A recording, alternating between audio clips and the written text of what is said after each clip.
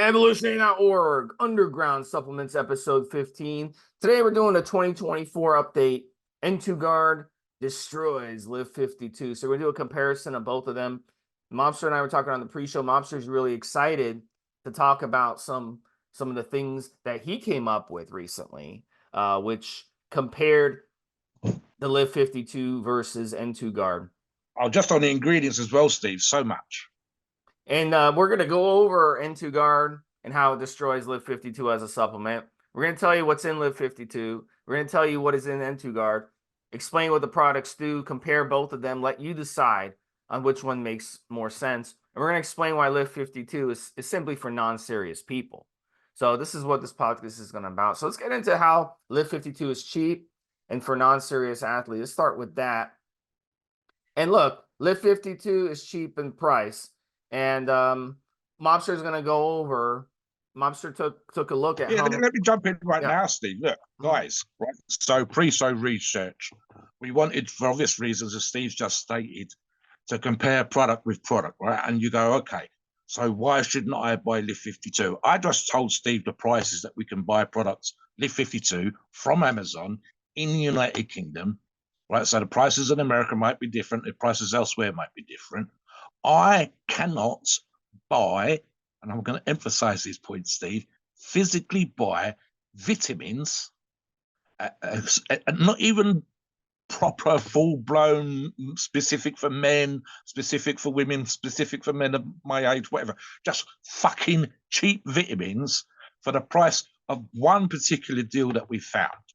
It's the equivalent of, Steve, $3.90 a bottle. It was a deal that you had to buy for blah blah blah blah. $3.90. Guys, listen, right? You're listening to this show. Some of you will have a daily fucking coffee. The cheapest coffee you could possibly get will probably cost a little bit more than you could buy this product for. But if you go to one of the nicer coffee shops, if you have one of them frappe, fuck knows, whatever, you're paying $7, $8 for a fucking coffee, for a posh cup of tea.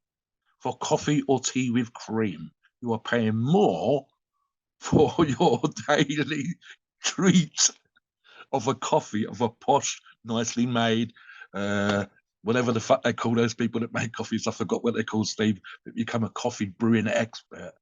And it's costing you more than an organ protector or a product that claims to be an organ protector. Steve, I buy fucking comics.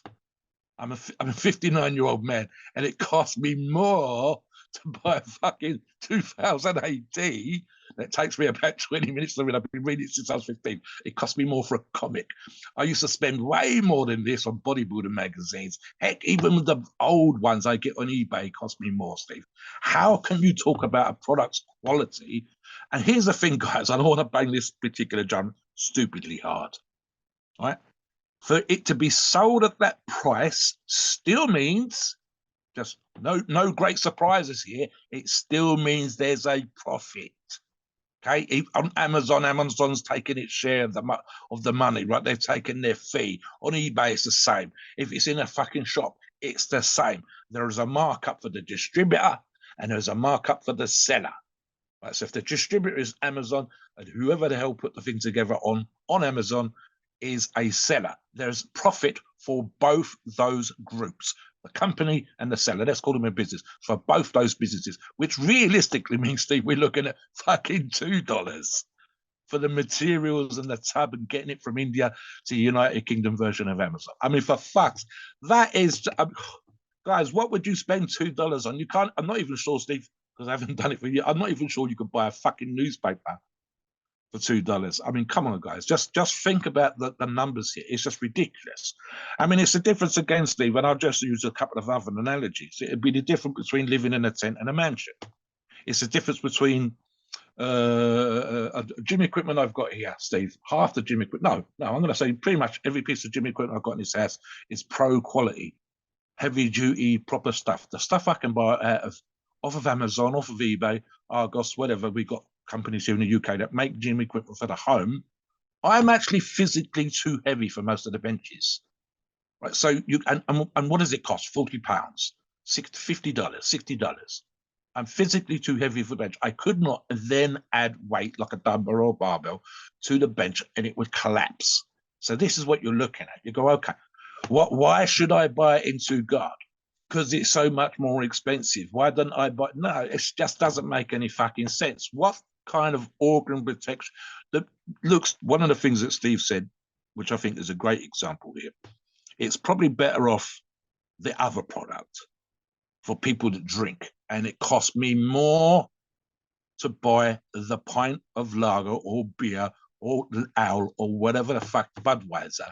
A pint in a proper bar would cost me more than the product that's supposed to protect my organs from the beer that I'm drinking. How does that make sense to you, Steve? It just can't be done. What's the economic scales cannot be done.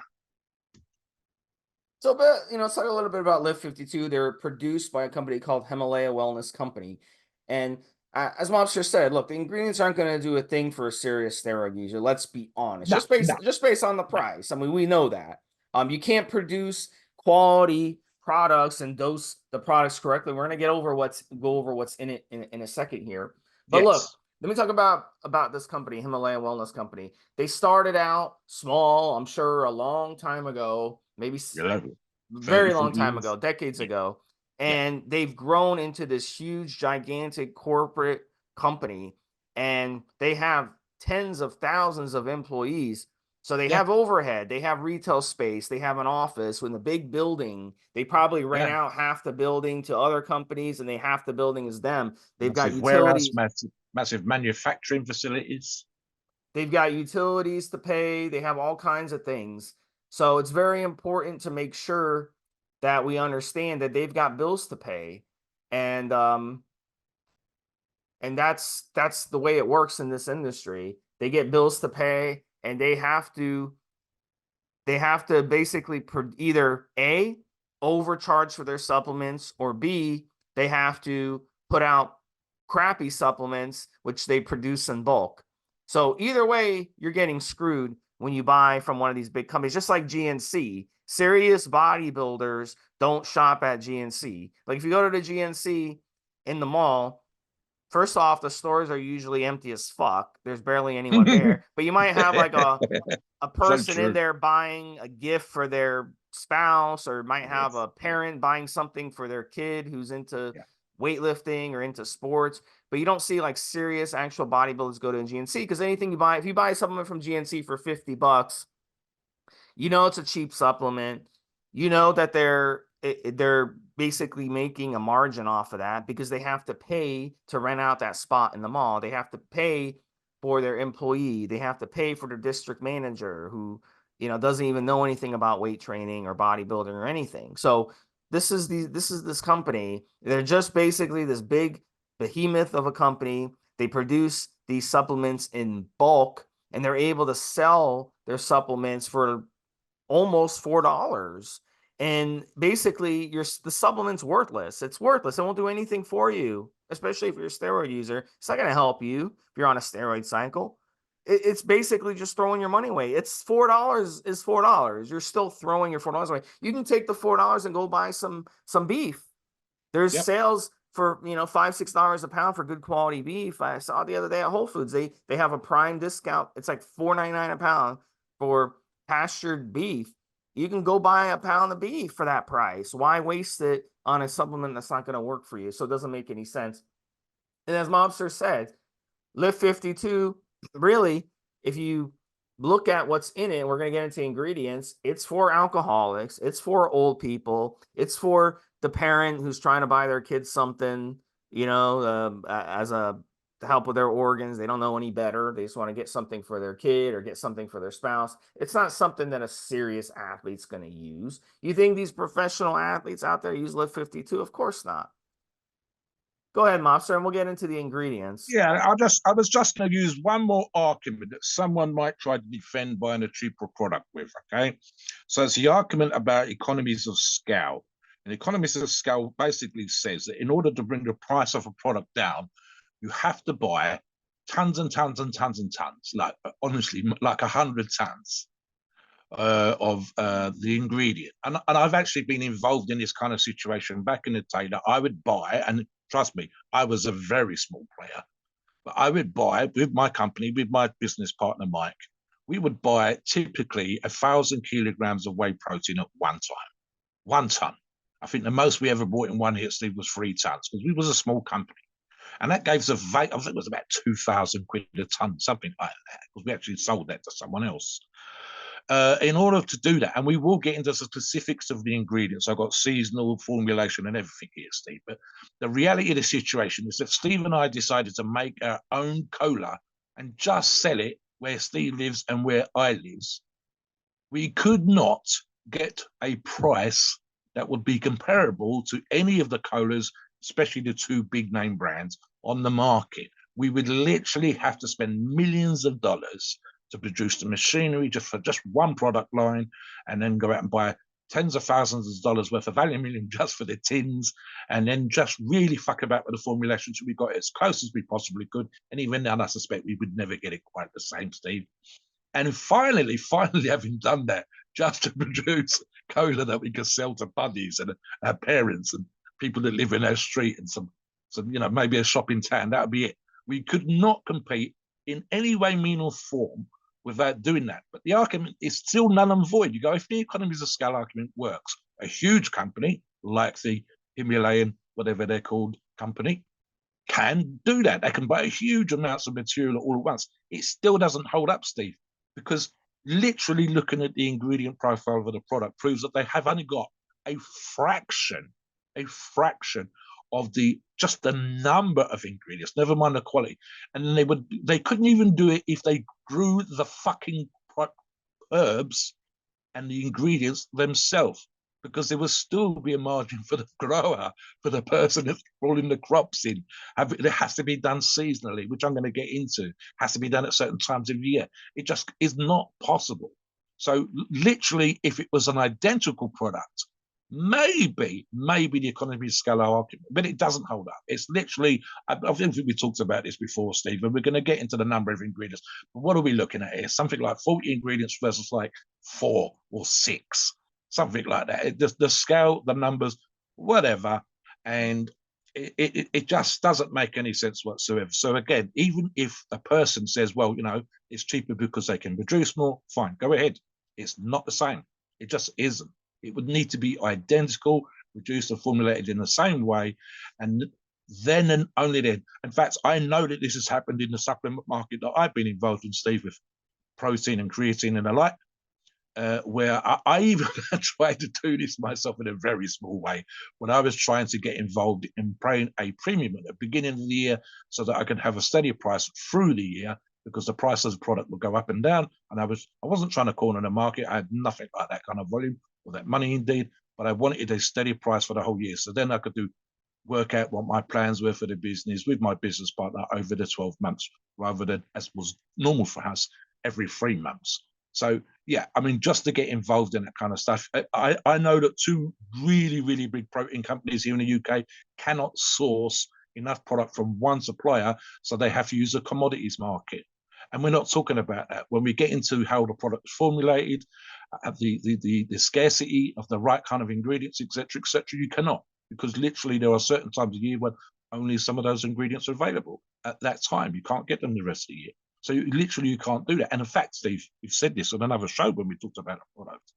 It's been difficult sometimes to get enough material. So we've had times when the product's run out because it's so successful, not just because you're waiting for the formulator to get the ingredients together in sufficient amounts that they can go out and produce another 10,000 bottles.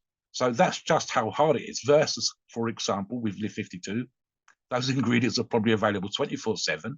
We already know that they're fucking cheap. And of course, that company can buy tens of hundreds of tons at a time, as they will do with other products that they produce. So yeah, the arguments are null and void, Steve. Let's get into the meat and potatoes of this argument and talk about else. Yeah, let's talk about the 8 ingredients that they have. Kakamachi, it's an herb. They have a very small amount of this product. It's not enough. It's a good one for liver, but again, it's a very mediocre liver supplement, which won't do a thing if you're a weightlifter. Arjuna, another mediocre ingredient. They don't have enough to even do anything. Casamarda, They have another one called Achillea millefolium. They have another one called Tamarix gallica, Caparis spinosa, Kasani, and Bosma. And look, and I would argue, this formula is nothing more than a placebo effect. The dosages are too low. It's just a bunch of herbs that they put together, and it would make more sense for you to just go out and get N2Guard and be done with it and know you're getting a quality supplement, because this is just pathetic. These ingredients really are too they're not dose enough, Yes, and yes. they're cheap ingredients. You don't see bodybuilders using these products for a reason. Let me jump in again here, Steve. Something I've seen, and it's unbelievably common, unfortunately, in the sports supplement industry. What happens from time to time is an ingredient or a study about an ingredient comes out, and it says something like, I don't know, beetle wings produces more testosterone. We should all be eating ground up beetle wings. Okay, so what they eventually do is they realize that there's a particular part of the beetle wing, and they go out and buy this thing. And I mean, I'm exaggerating for the purpose of illustration here, of course. And so eventually, what happens? Products start to talk about this beetle wing ingredient that they've added to their products. It's been proven to boost testosterone. Blah blah blah blah blah. So what happens, Steve? 9 times out of 10, as is exactly the case with the Liv52 ingredients, it is not in sufficient amounts in the product to do fuck all. I was literally reading an old Muscle Media 2000 last night, Steve, and Fred Hatfield had produced a protein powder and was talking about protein fractions. But the author of the article pointed out that the particular product in question, if it had it in there, would have been less than 0.5% versus a study, let's use this beetle wing analogy again, that proved that the ingredient that was in the beetle wing that's supposed to boost testosterone, and again, I'm exaggerating for the purpose of illustration, had to be at a certain amount. And if it's not at that amount, if the amount is fucking less, it ain't gonna do jack. So, like Steve says, it doesn't. Even if these ingredients were the be all and end all, and they were fantastic at protecting the organs, for the most part, I'm going to say pretty much all of them, Steve, are nowhere near the amounts that they should be. It sounds good. It means you can say that there's X, Y, and Z ingredient in your product, but you don't happen to mention that the potent product that was tested in a lab or in a study and proven to work is not the amount that you have in your product. Then what the fuck are you doing? You're kind of like, it's like the shell game, Steve. I'm showing you one thing to make you think something else. And that's not good. So what you want, and we've talked about this on shows before, you want to, and I've actually said, as we will specifically get into now, you need to look at the amounts that are being put into the product, how much of a dose of this product, how much of a dose of that ingredient. And then I've said, even if it's ever so slightly less, you're still going to get the synergistic effect of combining product ingredient 1 and product ingredient 2 to the level where, of course, as we also say on these shows, you can occasionally up the dosage a little bit if you're on cycle versus off cycle to get a great and potent effect. I would argue, Steve, you will either want the exact amount that was shown in the study or as near as damn it, especially if you've got another ingredient that does a similar job. You're not going to get that from Liv52. It's not for fucking the equivalent of $2 wholesale, Steve. Better you. So let's get into comparing Liv52 to N2Guard. And look, why is N2Guard expensive and why price means quality? And I'll let Mobster talk a little bit more about that in a second. But look, N2Guard has 40 plus supplements, 44 to be exact. And it's got not only excellent vitamins and minerals, okay, that we need to build muscle and that we need in our bodies to be healthy. And we need in our bodies to get good quality sleep. And we need in our bodies to have organ protection and all that other good stuff, immune system. But also has other things that you won't even think of. Things like taurine, which will help you on cycle. We're going to get into more about taurine in a second because we're going to kind of go over each of these ingredients. But taurine is one of those supplements that on cycle, it will help with your crippling pumps. It will help you do cardio where the pumps aren't to the point where they're bothering you. You're still getting some pumps, which is a good thing, when Yeah. you're weight training, you want to get that vascularity, you want to get those muscles bulging. That's kind of cool, right? You walk out of the gym feeling like $1,000,000 getting those pumps. But when the pumps get too out of control, where it feels like your entire side is in pain, or your back is in pain, or your calves, you can't even walk because your calves are in such pain, then it becomes a problem. It becomes counterproductive. So N2Guard has taurine already in it. Liv52 does not. Tudka is known as the #1 organ supplement right now in the world for bodybuilders. And Yes. N2Guard has it. Liv52 does not. Milk thistle, another one. It's considered one of the best liver support supplements. N2Guard has it. Red yeast rice, again, N2Guard has it. Hawthorn berry, same thing. Great antioxidant, great for Yep. other things in the body. Apple pectin is great for digestion and other things that you wouldn't even think of, as well as your heart health. Liv52 doesn't have it. So these are the most popular supplements that really are essential when you're using a steroid cycle, PCT in between cycles, that we need, and that help us get better workouts and help us across the board. And they're not in Liv52, but they are in N2Guard. N2Guard has so much more. Look, it's a one-stop supplement. And it is expensive, because to put a formula like this together is going to cost some money. But the Yep. value is incredible. I used to go to the vitamin shop. This was when I was doing triathlons and Ironman, and I was trying to qualify for the Hawaii big Ironman that they do once a year. All right. I would go to the vitamin shop and I would buy 8, 9 different supplements, okay, to help me. And I would spend on each supplement, let's say $40-$50. So if I'm buying 8 or 9 of them for $40-$50, do the math. I'm spending $300-$500 or more on these supplements a month, when you can just buy N2Guard for a fraction of that price, and it already has 44 ingredients. I wish I had N2Guard back then.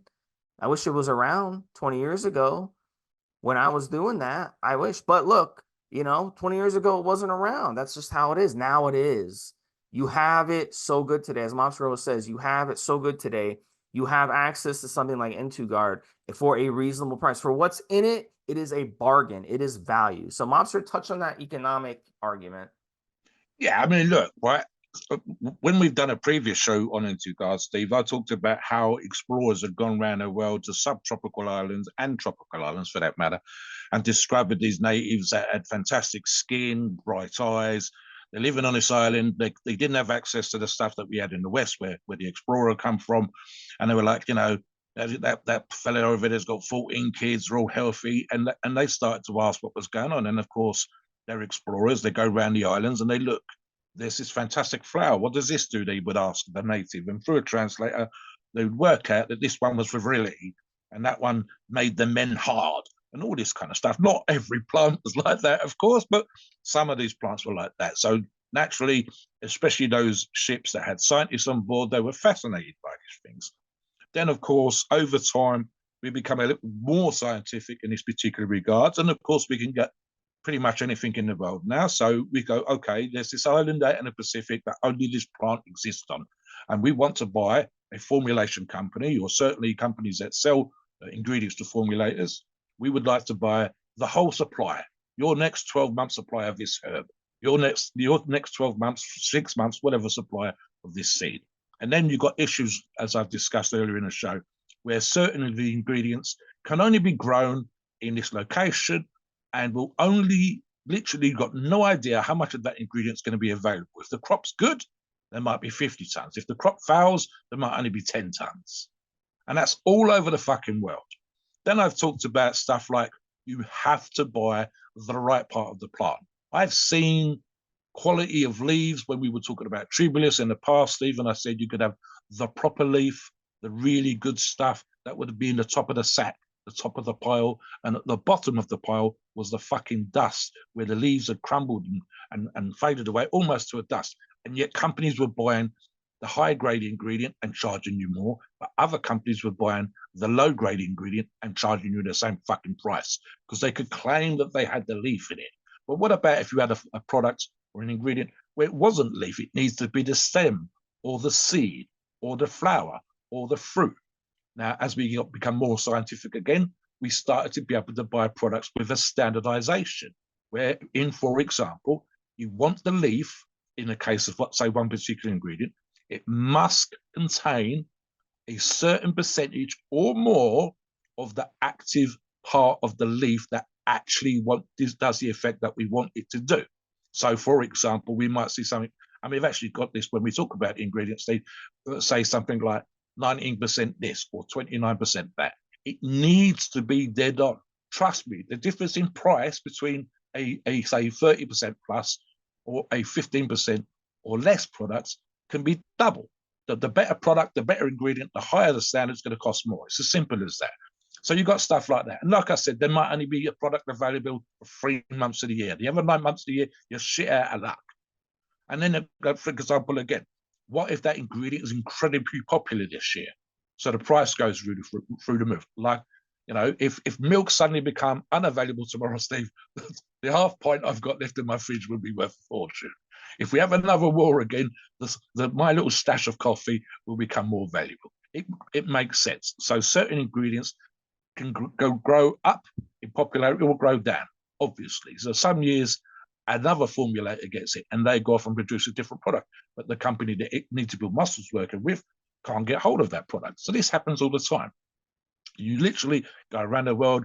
High coffee beans is a good example. Other rare plants that go into perfumes are a great example, and so on and so forth. And you literally sometimes have to buy the whole supply. Or if you're making chocolate, high grade chocolate, you have to work with just this farmer or that farmer because they're the only ones that have got available ingredients to sell to you. And you may have to pay through the nose on those ingredients. And that's precisely how this kind of stuff works. So again, you go off and you look and you source this material. They need to build muscle, almost certainly doesn't have the manufacturing processes in-house. In fact, I'm going to say they don't. I'm going to say that they've gone off to a formulation company, and there's only probably, Steve, even now, I think there's only maybe 6 or 7 big enough companies that you probably wouldn't recognize who make products for multiple supplement companies in the United States. There's, I think, 1 or 2 over here. I've worked with a flavor house in the past. And again, the periods of the year when they will be super busy producing product for other people, and you have to wait, so there's a gap in that, and then you've got to hope that they've got all the ingredients together, and then need to build muscle and put an order in for 10,000 bottles. This is how difficult it is. It doesn't sound that complicated. You go, oh, it can't be that bad. It is. It really is that difficult. They might only be able to get 10,000 bottles made in September every year, Steve, when the one and only time that all the ingredients are available. That's how hard it can be to put these products together. That's how hard for even other supplement companies to produce actual effective products of the kind that we read these fantastic studies and articles about, where this ingredient's amazing and it's super anabolic, etc. It really is that difficult. I've seen companies sell out of products in 3 months, and then they've had to wait 3 months before they can produce more product. And these are big name brands that you've seen in the high street, certainly big name brands that you used to see in magazines. Unfortunately, due to the success of our product, it's unavailable right now. Yeah, because it was fucking shit hot. It done a thing, and you didn't take the piss on the price. So, you know, this is how this stuff works. This is how these things can be difficult. As I say, I've got some insight, as Steve has, into how the supplement industry works. And the enormous amount of companies that produce Me Too products is unbelievable. I mean, honestly, muscular developments I've got upstairs, it doesn't exist anymore as a magazine until very recently. And the first 30 pages, Steve, would be either pre-workout or fat-burning products, and every single company was claiming to have the most powerful pre-workout in the world. How is that possible? Well, all 30 of you, all 15 or 20 companies, doesn't make any sense. So that's how this stuff works. And then again, what if I've seen products with specific ingredients in proteins, this fraction and that fraction, and the reality is that costs 3 or 4 times as much as the stuff you see in the high street. I actually exposed back in the day, Steve, very quickly, one particular company that claimed to have bovine cholesterol. That's the milk fraction that's produced in the first few days after a calf is born and the cow is producing milk, and it's incredibly high in bovine cholesterol. It was, some years ago, Steve, £90 a kilo, so about $100, $110 a kilogram. And I worked out that the amount that they claimed that they had per portion, the recommended portion that they suggested you mix into a drink, would be greater than the cost of the portion itself. In other words, they were fucking lying. It's impossible. what the fuck they had in there, God only knows, but it couldn't be produced wholesale, never mind retail, but the price that they were claiming on the basis of the wholesale price of the bona fide colostrum that was supposed to be in each portion that you'd shaken up ready to drink. So again, this is the stuff you have to look out for. Steve and I understand this. It's why we can do these shows and why we can tell you that when you're looking for a product like this, it needs to be a certain price. And even then, Steve, I don't think Need to Build Muscle's making a lot of money off this product. Very surprised if they're making a great fortune and living a millionaire lifestyle, because you and I have talked about this before. They're hardcore guys who've got their shit together. They want to produce a solid product that does exactly what it's supposed to do, and that's protect your fucking organs. So let's talk about the specific ingredients that's in their product now, Steve. Why don't you start with the vitamins and minerals that they have, because it's quite a list. You want to go through some of these? Or do By you all want me means, to? Steve. Yeah, I'll read a few of these out. Thiamine, folate, magnesium, zinc. We've talked many times about how great zinc is. Selenium, pantothenic acid, calcium, great bone builder, of course. There's an argument for your training that you're talking about calcium specifically, Steve, purely and simply because we are pounding the fuck out of our joints when we're in the gym. And obviously, weight training, weightlifting, bodybuilding is a great strengthener of that, but we're going to give it some material to work. Iodine, which we know how popular that is. Vitamin A, riboflavin. This is just the vitamins, by the way. Vitamin B6, vitamin B12. Nearly all of the B vitamins as zinc involved in healing, and specifically, I believe, Steve, especially in the case of B12, is one of those ones that increases your ability to metabolize, use, and a boost of the protein that's in your body. Vitamin C, we all know what vitamin C does, but again, it's the right amount of vitamin C. That's what you're looking for. Vitamin D, specifically, again, especially with the issues with skin cancers and so on and so forth, it can be difficult to get enough from either food and the sun, and especially as we're hard training bodybuilders and we want that sort of extra increase, just if for no other reason, Steve, than just for the skin. But specifically in the case of vitamin D, I believe that's one of the ones associated with rickets. And what's happened in recent years is mums and dads got freaky on the whole issue with sons and would slaver their children in so much factor 50 that we actually start to see, in combination with poor diets, rickets start to re-establish itself. Rickets is like the bent knee bones when the legs look kind of curved outwards.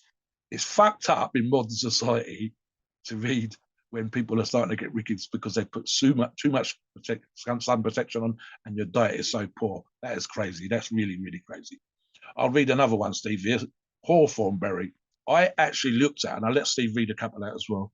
Specifically, we have hawthorn berries growing near me on the local wetlands, Steve, that I've talked about occasionally.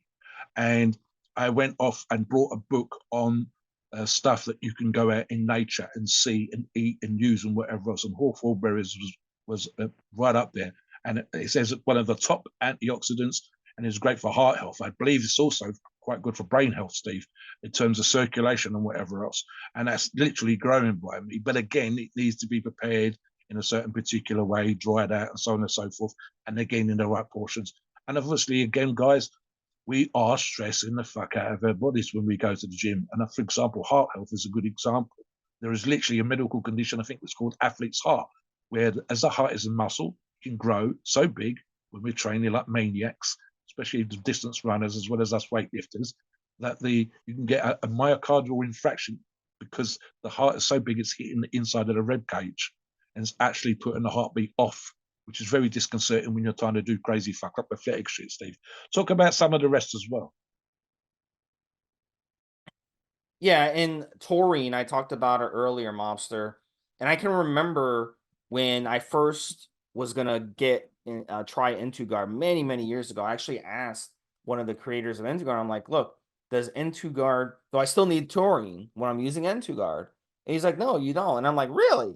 I'm like, "I've been using taurine because I use Dianabol. I was using Dianabol because back then I was big into bulking. I would use Dianabol, and I would try to do some cardio, and my calves." um would go crazy, would be so fucking in pain that I'd have to basically get off the treadmill and get on the ground in agony.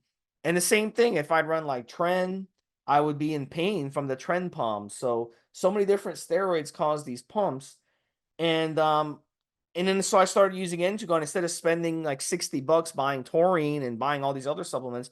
I just bought the N2Guard and boom, my problem was solved. It has everything in it. That's a perfect example of something that we need. Go ahead, Mobster.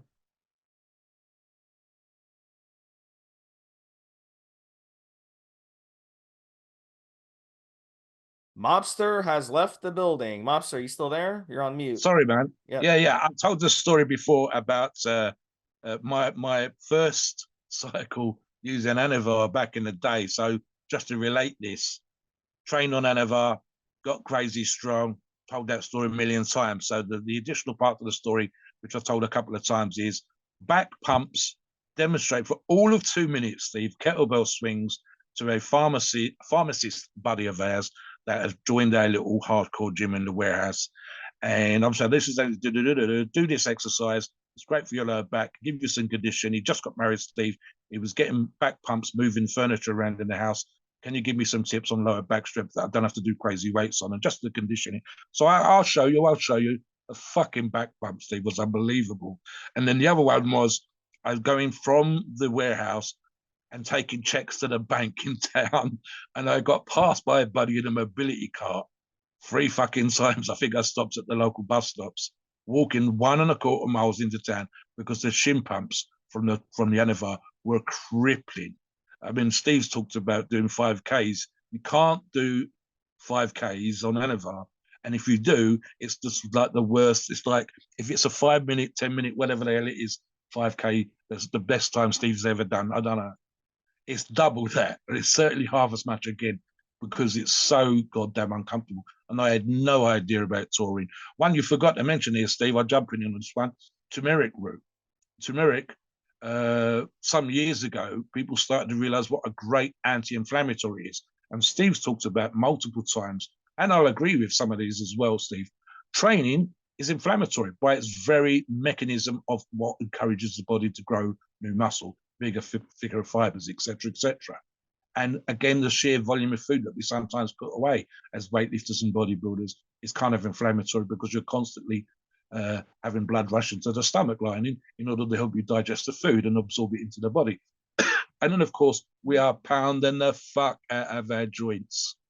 My left elbow right now has given me a tiniest little bit of a reminder that I'm pounding the heavy stuff on skull crushers, on press downs, and also pushing as hard as I can to try and get back to that big number on the bench press. And your body's reminding me what I'm doing.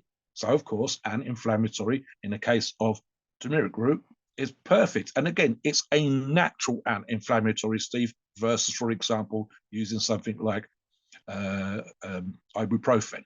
And again, ironically, as an anti-inflammatory, also fucking your stomach up. So the more healthy we can do it, the more aware of what we're doing to our body, the more we understand why these ingredients are in there. I'll do one more, Steve, and I'll let you back in again. Garlic fruit extract. Garlic is well known for its health benefits, but again, it's the specific part of the plant that you want to get the most benefit from. We couldn't sell you the idea of a tub of N2Guard and then you've got to sit there and eat 4 of these garlic flowers that you might grind up and put in a bolognese, Steve. And you can imagine your breath would stink all day long. And you literally have to eat a great deal of the flour, for example, to get the same benefits. But if you've got some of the garlic fruit extract, you are getting the part of the plant that has the most potent benefits for the body, and specifically antioxidant, which essentially means because we're constantly wearing away at our body, when we talk about antioxidants, we're talking about the oxidization. And what that means is essentially the breaking down the catabolic activities in the body, etc., etc., and to negate some of those so that we get anabolic responses and so on and so forth. So it's actually going to help us build muscle as well as protect us. Talk about another couple, Steve.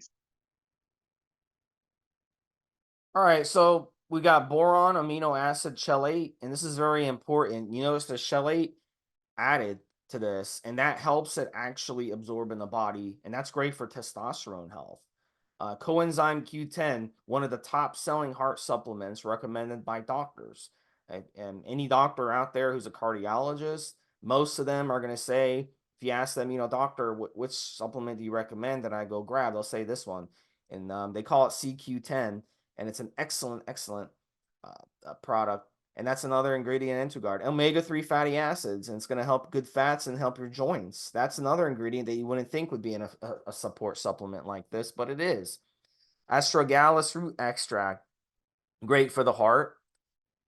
Phosphatic choline, 40%. This helps with the brain. So it's got a lot of things that goes on. Sometimes when we use some anabolic steroids, they like to mess with the brain and throw things off in the brain. So this is a good one to add. Mobster, you want to go over a few?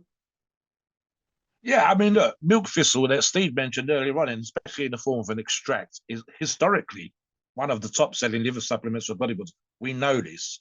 I talked about tribulus earlier on as a testosterone booster, specifically milk thistle. More or less, we started to identify the benefits of this.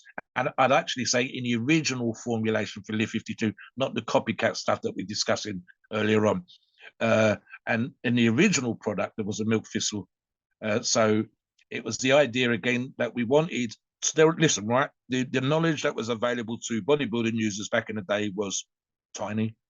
The ability to communicate that knowledge was limited if you were very lucky to bodybuilding magazines.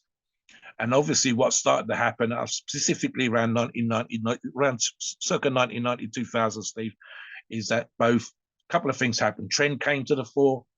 Bodybuilders started to get really crazy fucking big. When Arnold was winning the Mystery Olympia 75, I think it was 225 pounds. People winning the Mystery Olympia now, that 250 for the short guys, 260, 270, 280 for the big guys, and for the really big guys, 300 pounds.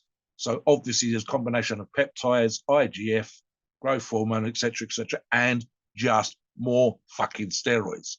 And we were already back in the 70s and 80s using too many orals, so we want liver protectors, Steve. So finally, when information started to get shared, and especially when we started to get easier access to university research, those two ingredients, specifically here, Steve, the milk thistle, and again, specifically the milk thistle seed extract, became something that everybody went, yes, I need this. I absolutely got to have this. If I'm going to push the envelope, if I'm a hardcore competing bodybuilder, if I'm going to go from 220, 230 pounds, 70s and 80 type bodybuilders into 250, 260, 270, maybe 300 in the 90s and 2000s, then I need something that's going to help me protect my liver. That was the first thing that they kind of focused on, Steve. Tribulus, I think, arguably came slightly afterwards in terms of being a testosterone booster.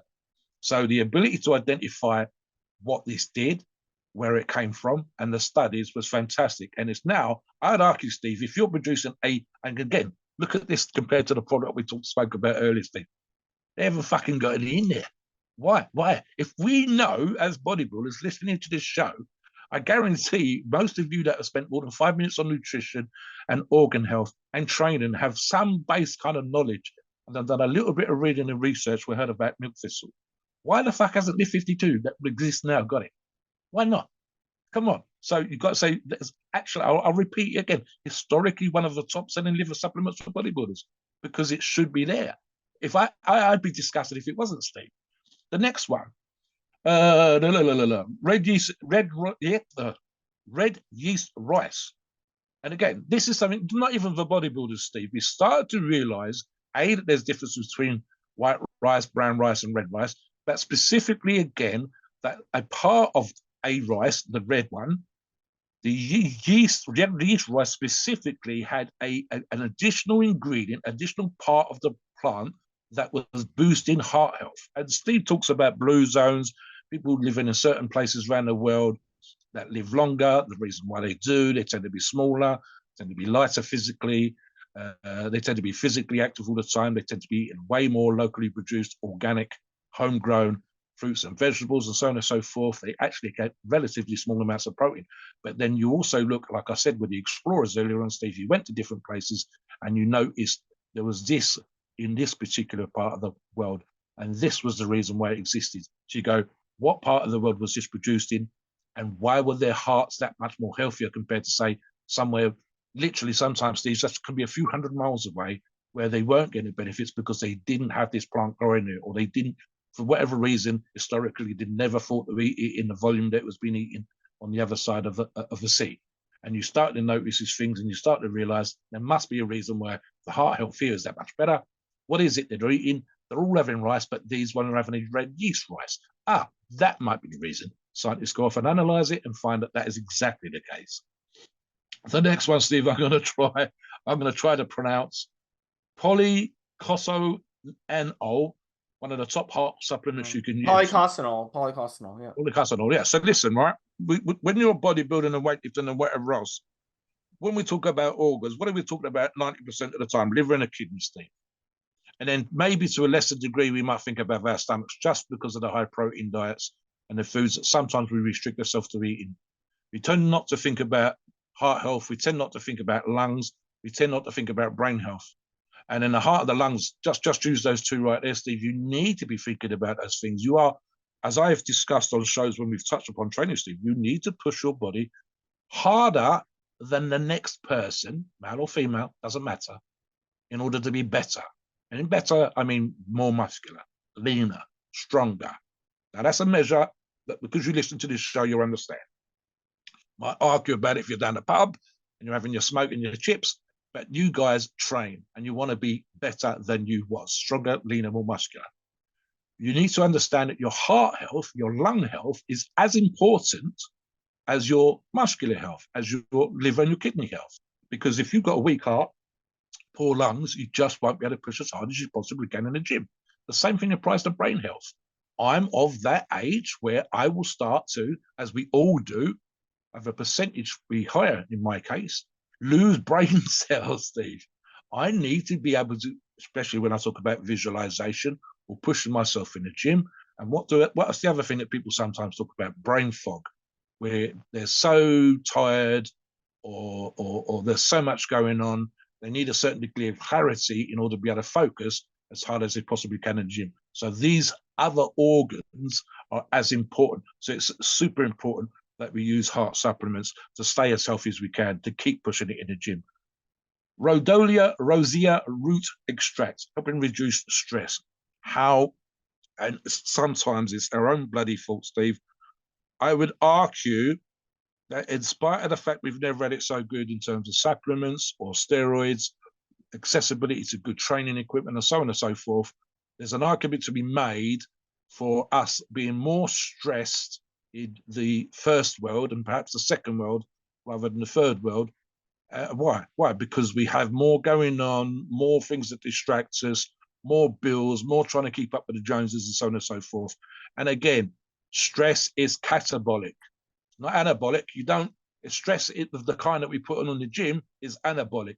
The stress that does your head in and takes away your focus and keeps your heart racing all the time and keeps your stomach turning over all the time is catabolic. That's oversimplification, but it kind of makes sense, Steve.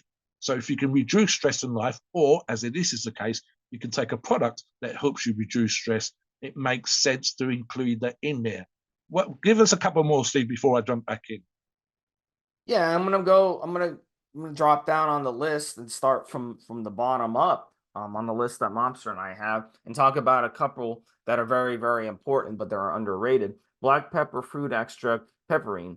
Now, this ingredient has really two purposes in this formula, and they're very, very important. Number one, it's going to help you absorb all these ingredients, but it's also going to help with digestion. So if you're able to digest, Mobster just said about stress. What about food stresses? We eat things that stress out. If you eat something and your body has a hard time digesting it, you ever notice that? You go and do the workout and your workout sucks? Well, because your body has to spend all its energy digesting something that it's having a hard time doing. So this is a great one. It's actually going to help you with your workouts, being able to digest. Other ones are yerba mate leaf. And the first time I heard about this was years ago. And it's because my old co-host, Rick, he is from South America. And in South America, and someone like Mobster never heard of this a few years ago, or 5-10 years ago, and so, until we started talking about these products. But yerba mate leaf is basically what they drink in South America as a beverage, just like in where you live, Mobster. People drink tea or they drink coffee as a beverage. In South America, they drink yerba mate leaf, and yerba mate is a very beneficial supplement because it is much more healthy than coffee and Yeah. most teas as well. So it's a really, really good addition as an antioxidant. Beta-1,3,1,4 glucan. This one helps control blood sugar and helps with the heart. So this is a really good one to help with that, because sometimes when you use anabolic steroids, we abuse them over time. Not sometimes, this is what happens. You become more insulin resistant. So this will help with that. Chlorophyll, I used to use, this is another one of the supplements I used to go to the supplement store back when I was training for the Yeah, Ironman and same, get. Steve, same. Yep. And the reason I went and got this is because the other guys that I would train with would use it and they recommended it. So I started using it too. So this one's a great detoxer in the body. And especially when you're running, you're creating a lot of inflammation, a lot of nasty stuff is going on in your body, a lot of stressors inside the body. So this helps with that. And then the last one I'll talk about, and I'll let you kind of finish off the rest of the mobster, is a very important one called indole 3-carbinol. And this is a really good reason why you should be consuming your vegetables, but especially your cruciferous vegetables, like broccoli, for example, because it's one of the few supplements out there that actually helps fight cancer. And that's very, very important. So imagine you never eat any cruciferous vegetable in your life. Well, guess what? You're not getting any indole 3-carbinol at all. Yeah. So it's Yeah. another great ingredient. So eat your broccoli and take your N2Guard and you'll get this. So there's a few left, Mobster. Why don't you hit those and then we'll move on how to take N2Guard. I will say, Steve, listeners, you notice how many herbs and or fruits, etc., that we're referring to here.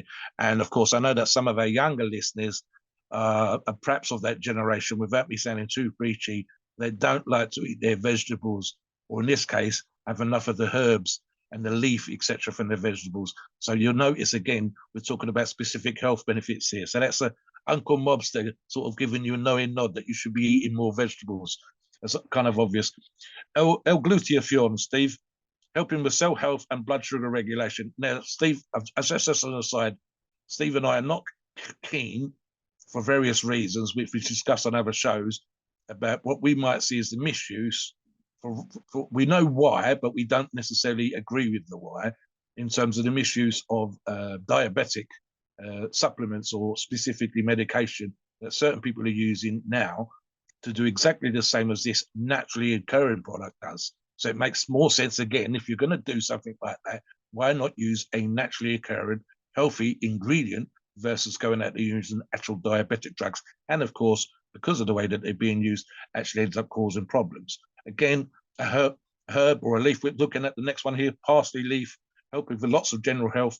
Ironically, it's just something that we would add almost as an afterthought to a meal or a salad or something like that, Steve, versus here, but we actually specifically including it as an ingredient in the product, particularly because of the general health benefits that we're getting from it. And a similar thing again here, although it's another one that's a bit of a mouthful, uva ursi leaf extract. Again, it has to be the extracts. Steve and I could probably be very difficult, I can imagine, Steve, go out and find someone that'll sell us the leaf. And we might see something from the leaf, but you want a specific extract for obvious reasons. And the reasons here is a prostate and organ support. Prostate is a major one connected with steroid health. And again, man of my age as well, Steve, I've had multiple conversations with men 50 plus. We never used to talk about prostate cancer or getting prostate exams. And it was almost a fucking joke that we would talk about, you know, the doctor left their wristwatch behind, ha ha ha, sends me a birthday card every year, this kind of stuff. But now we have these conversations because we're more comfortable talking about prostate and organ health. And so specifically something that's going to benefit me as 59 and specifically users of PEDs like myself and Steve, it's got to be something we're looking at. And again, here's another one, which is you will see this around you in hedgerows, by the side of the road. You might even have some in your gardens, dandelion, but specifically, again, dandelion root extract. Now, we know how common diuretics are in bodybuilding, especially trying to dry out those last few days before competition. But we're also fully aware, thank goodness, Steve, of just how fucking dangerous they are. I'm laughing, but because I'm thinking of Paul Dillette being carried off stage, almost rigor mortis from top to bottom. The whole of his muscles went into spasm and he was carried off like a cardboard cutout, Steve. And unfortunately, he's not the only one. And we also know top professional bodybuilders, because of diuretic misuse, that have died. So again, you want to use something natural. And again, we know that there's a certain degree of water retention and bloat using certain steroids. So anything that helps with naturally acting as a diuretic should benefit you. And again, there's even the argument for inflammation sometimes caused in whole water. Evening primrose oil. And again, evening primrose as a flower plant, you could go out and see it in people's gardens, but you want the oil, which requires preparation. So, and again, it's one of those things that's just fantastic for general health, but specifically, again, joint health, joint support. And again, that's because you are pounding the fuck out of your shoulders, your knees, and your elbows, to a lesser degree, your wrists and your ankles, when you do the crazy fucked up shit that requires you to be a beast in the gym. Another one, Steve, Caparacis, I'm just going to say that's the way of Spinoza, works great as an antioxidant. And again, another antioxidant that we want to see in our particular diet. As one more thing, Steve, and then I'm going to touch upon the biggie, was this picarolive, another top liver supplement. In fact, let me give you a couple of the others and I'll come back to the biggie. Bacopia moneri whole plant extract. And again, that's the whole plant. That's unusual, Steve. It's normally seed, flower, and so on and so forth. But the biggie, I'll finish with the biggie, Steve, is Tugka. Probably the number one for steroid users and bodybuilders because it does so much for your organs. This is something, Steve, that's really, really grown in popularity probably the last 5 or 10 years.